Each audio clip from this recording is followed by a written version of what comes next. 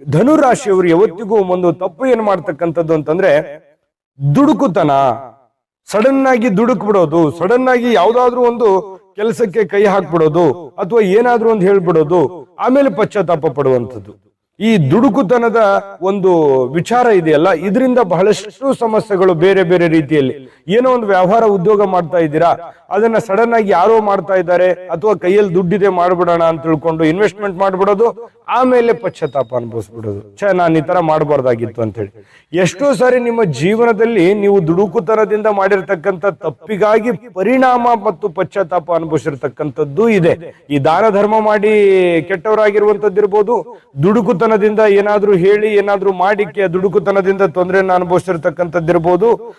ಈ ರೀತಿಯಾಗಿ ಬಹಳಷ್ಟು ಪಶ್ಚಾತ್ತಾಪಗಳನ್ನ ಅನುಭವಿಸಿರ್ತಕ್ಕಂಥದ್ದಿದೆ. ನಿಜಾನ ಸುಳ್ಳ, ಈ ಓವರ್ ಆಲ್ ವಿಡಿಯೋದಲ್ಲಿ ಹೇಳಿರ್ತಕ್ಕಂಥ ನಿಮ್ಮ ಗುಣಲಕ್ಷಣ ಆಗಿರ್ಬೋದು, ಅಥವಾ ನಿಮ್ಮ ದುಡುಕುತನದ ಬಗ್ಗೆ ಆಗಿರ್ಬೋದು, ಅಥವಾ ನಿಮ್ಮ ಜೀವನದಲ್ಲಿ ನಡೆದಿರುವಂತಹ ಪರಿಣಾಮಗಳ ಬಗ್ಗೆ ಆಗಿರ್ಬೋದು, ಇದನ್ನ ಕಾಮೆಂಟ್ ಮಾಡೋದ್ರ ಮೂಲಕ ತಿಳಿಸಿ.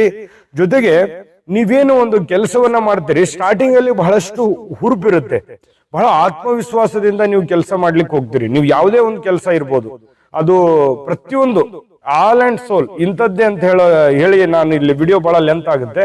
ನೀವು ಏನಾದ್ರೂ ಒಂದು ಮಾಡ್ಲಿಕ್ಕೆ ಹೋಗಿ, ಆದ್ರೆ ಕೊನೆಯಲ್ಲಿ ಏನಾಗುತ್ತೆ, ಸಡನ್ ಆಗಿ ಬೇಸರಿಸ್ಕೊಂಡ್ ಬಿಡೋದು ಅಥವಾ ಅದರಿಂದ ಹಿಂದೆ ಸರಿದು ಬಿಡೋದು, ಆಮೇಲೆ ಅದು ಬೇಸರ ಆಗಿ ಅದರಿಂದ ನಷ್ಟವನ್ನ ಅನುಭವಿಸ್ತಕ್ಕಂಥದ್ದು. ಈ ರೀತಿ ನಿಮ್ಮ ಜೀವನದಲ್ಲಿ ಆಗಿರತಕ್ಕಂಥದ್ದು ಹೆಚ್ಚಾಗಿ ಕಂಡು ಬರತಕ್ಕಂಥದ್ದು. ಇದನ್ನ ನೀವು ಸರಿಪಡಿಸ್ಕೋಬೇಕು ಅಂತಂದ್ರೆ ನೀವು ಸಡನ್ ಆಗಿ ದುಡುಕುತನದಿಂದ ನಿರ್ಧಾರಗಳನ್ನ ತೆಗೆದುಕೊಳ್ಳಬಾರದು.